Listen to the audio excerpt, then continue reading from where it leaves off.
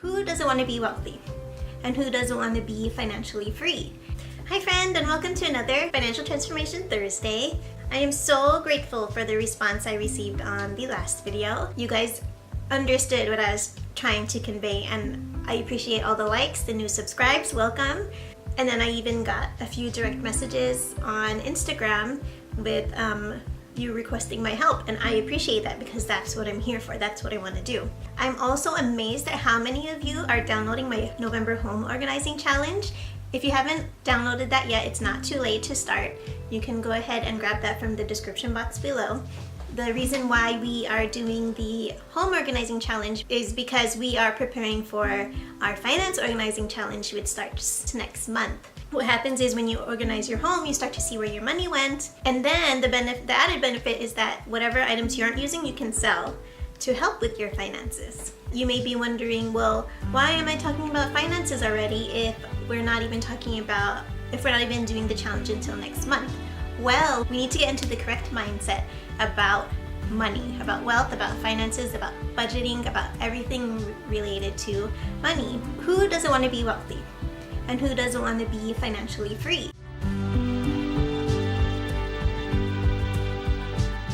There are the different social classes, the bottom being the poverty level, and then the top being upper class. So those are the extremes, and then you have the extremes in regards to how we handle our wealth. I gave this example on Instagram where the wealthy person can be completely irresponsible and make such huge, costly financial mistakes that can even be irreparable. They're impossible to make up.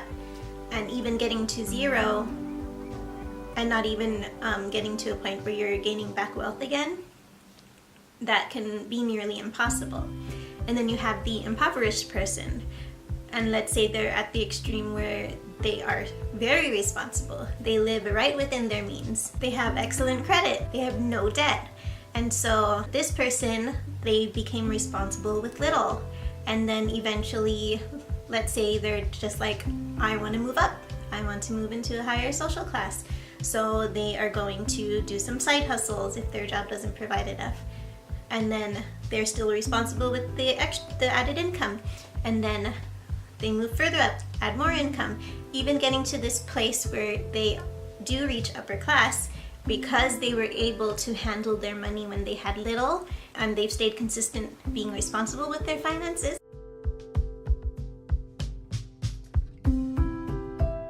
And then let's say something does happen out of a person's control. They either get sick or they just lose a major source of income because they have been responsible with their finances. They know how to stay on top of their budget. They know where to cut costs if they need to. They know how to move, get a smaller house, downsize if needed, because they've stayed on top of their finances. And because they were content with little, they know that they'll be just fine if anything does happen with their finances.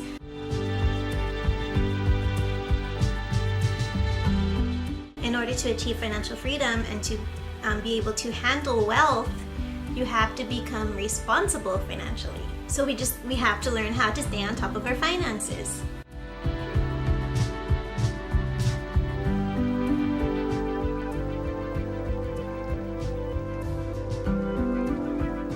The way you take care of your money reflects how you take care of everything else, really. What I love is the person who has little that is very generous and very giving, and then when you get to this place of wealth and your focus is you know what you really need, and then you're able to give away your wealth, that's just beautiful.